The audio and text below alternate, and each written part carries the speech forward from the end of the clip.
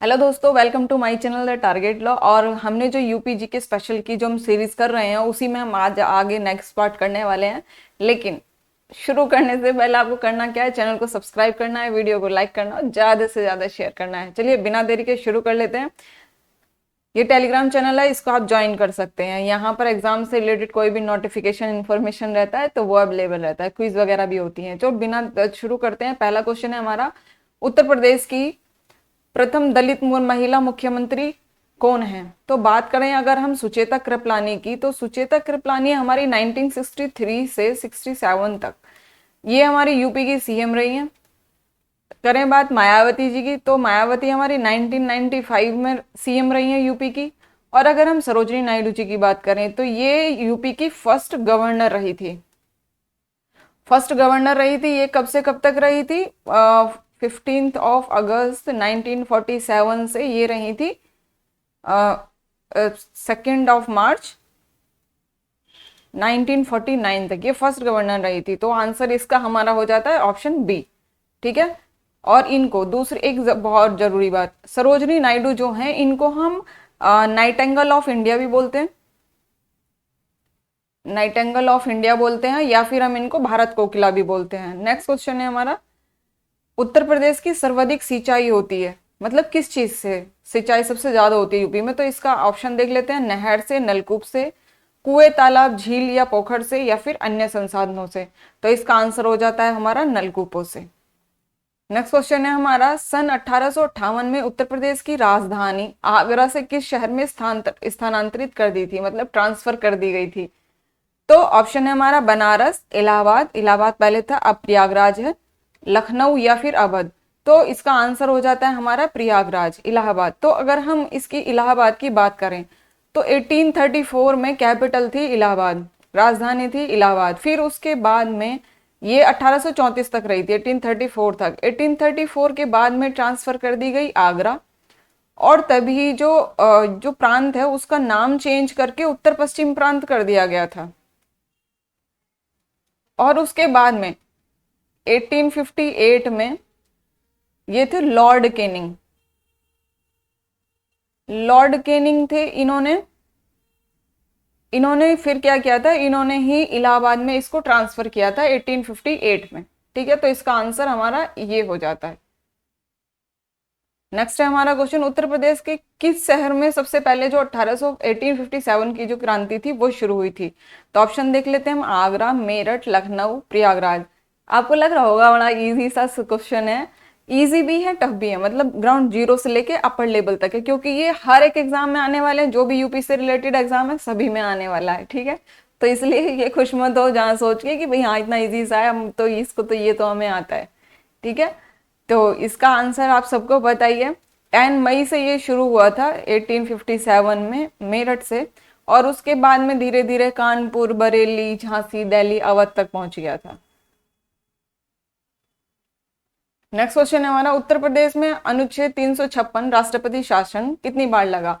मतलब जो हमारा कॉन्स्टिट्यूशन का आर्टिकल 356 है वो प्रेसिडेंट रूल की बात करता है। तो ऑप्शन है हमारा 5 बार, 9 बार, 10 बार या कोई भी नहीं। तो इसका आंसर हो जाता है 10 बार। अगर हम यूपी की बात करें, ये तो हम यूपी की बात कर रहे हैं तो भाई 10 बार हो गया। अगर हम ऑल इंडिया की बात करें, ओवरऑल इंडिया की बात करें तो लगभग 32 टाइम्स है। और इसमें लास्ट में भी आपने देखा होगा जब 376 जो जम्मू कश्मीर से हटी थी तभी भी राष्ट्रपति शासन लगाया गया था। और ये अभी तक सबसे ज्यादा जो इंदिरा गांधी थी, prime minister of India, Indira Gandhi के टाइम में सबसे ज्यादा टाइम लगा था ये 49 बार इंदिरा गांधी के टाइम में लगा था। और लगभग ये समझ लो कि 27 स्टेट में नेशनल राष्ट्रपति शासन लग चुका है। अब ये राष्ट्रपति शासन है, ये हम नहीं बात कर रहे हैं नेशनल इमरजेंसी। ये नेशनल इमरजेंसी नहीं है, राष्ट्रपति शासन है। नेशनल इमरजेंसी अलग होती है। नेशनल इमरजेंसी होती है हमारी आर्टिकल 352 में, जो संविधान का हमारा आर्टिकल है उसमें 352 में नेशनल इमरजेंसी की बात करते हैं, जो कि अभी तक 3 बार इंडिया में लग चुकी है। पहली लगी थी हमारी 1962 में, दूसरी लगी थी 1971 में, और तीसरी लगी थी हमारी 25 जून 1975 में। ये भी इंदिरा गांधी जी के टाइम में लगी थी, ठीक है। दूसरा, जो हम इसकी बात करते हैं स्टेट इमरजेंसी की, तो ये जो सबसे पहली बार लगी थी 1951 में पंजाब में लगी थी, ये भी आप याद रख सकते हैं। और सबसे ज्यादा बार तो अभी तक यूपी में ही लगी है, 10 बार। नेक्स्ट क्वेश्चन है हमारा, राष्ट्रपति रामनाथ कोविंद उत्तर प्रदेश के किस जिले से हैं? तो ऑप्शन है प्रयागराज, कानपुर देहात, कानपुर शहर या उन्नाव। तो इसका आंसर हो जाता है हमारा कानपुर देहात। दूसरा, जो ये रामनाथ कोविंद जी जो हमारे प्रेसिडेंट हैं, ये 14th नंबर के हैं, ठीक है। और अभी जो हमारा एनडीए की जो उम्मीदवार हैं वो द्रौपदी मुर्मू हैं। इस पे मैंने एक अलग से वीडियो बनाया हुआ है पूरे डिटेल में, राष्ट्रपति के इलेक्शन के बारे में, चुनाव कैसे होता है, तो आपको वो देखना चाहिए, ठीक है।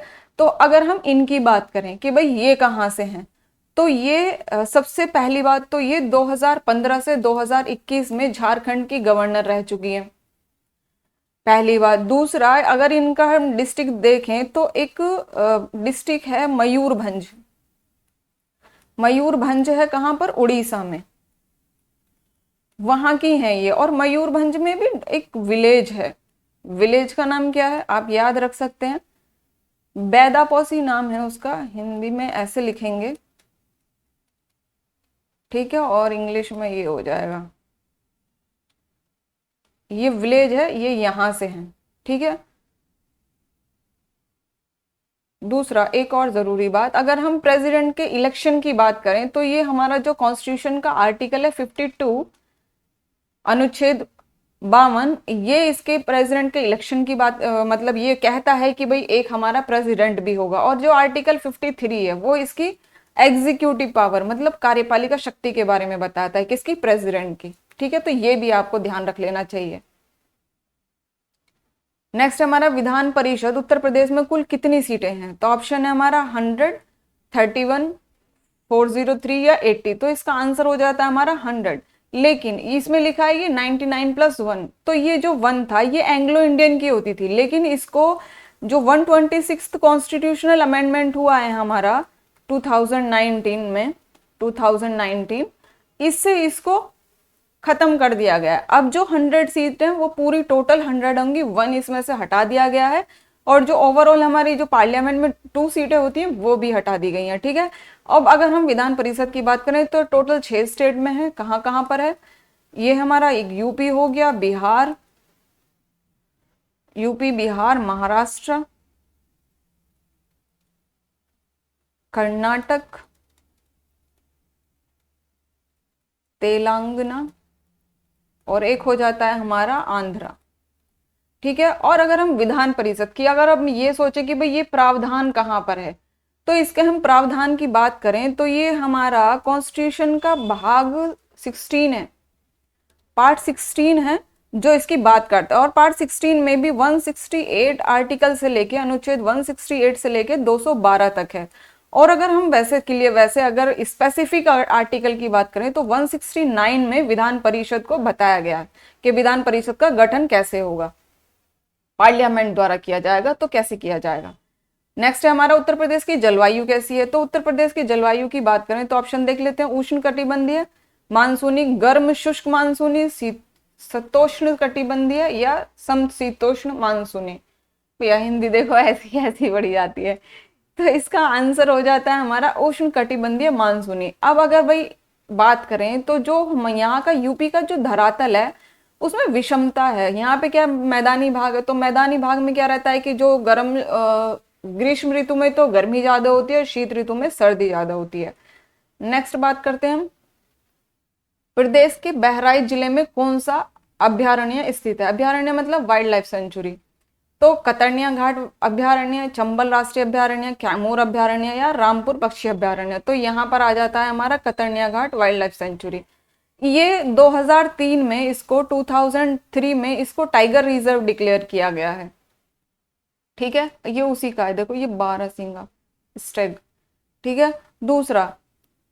दूसरा है हमारा ये चंबल राष्ट्रीय अभ्यारण्य। तो ये चंबल नदी पर है, पहला तो यही है, चंबल नदी पर है। दूसरा ये एमपी, यूपी और राजस्थान तीनों स्टेट को कवर करता है, ये भी आपको ध्यान रखना है। नेक्स्ट है हमारा ये कैमूर अभ्यारण्य। तो अगर इसकी बात करें कैमूर की, तो ये हमारा बिहार में है, और अगर हम इसकी किसकी रामपुर पक्षी अभयारण्य, तो ये हमारा इसका नाम था पहले कस्तूरबा गांधी पक्षी विहार, ठीक है। और ये तो है रामपुर पक्षी, एक है हमारा रामपारा वाइल्ड लाइफ सेंचुरी, ये भी आपको याद रखना चाहिए, रामपारा वाइल्ड लाइफ सेंचुरी, ये हमारा गुजरात में है। नेक्स्ट क्वेश्चन है हमारा कत्था किस वृक्ष से बनाया जाता है, तो ऑप्शन है हमारा खैर, गुरूल, बैंत या तेंदू।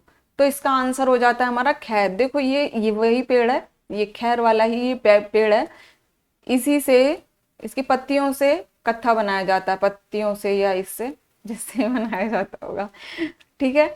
ये इसका पेड़ है। नेक्स्ट और एक ये हमारा बैंत, ये एक मतलब इसको बोलते हैं हम एरिकेसी बोलते हैं इन इंग्लिश में। तो एरिकेसी होती है, इससे फर्नीचर बनता है और बड़ी महंगी लकड़ी होती है ये, मतलब जो लकड़ी में डिजाइन बनाए जाते हैं ना, तो इसमें बड़ा इजीली बन जाता है। और तेंदू का आपको पता ही है, पत्ते से बीड़ी बनती है। नेक्स्ट है हमारा प्रदेश का बुंदेलखंड विश्वविद्यालय कहाँ पर स्थित है, तो ऑप्शन है झांसी, बरेली, पीलीभीत या कानपुर। तो ऑप्शन इसका हो जाता है झांसी, ये उसी की पिक्चर है यूनिवर्सिटी की, झांसी वाली, ये बुंदेलखंड विश्वविद्यालय की। इसकी स्थापना की बात करें तो 1975 में इसकी स्थापना हुई थी। दूसरा अगर हम बरेली की बात करें तो इसे हम बांस बरेली भी बोलते हैं, और यहाँ पर महात्मा ज्योतिबा फूले रुहेलखंड यूनिवर्सिटी है, जिसकी स्थापना भी, जिसका एस्टेब्लिशमेंट भी 1975 में हुआ था।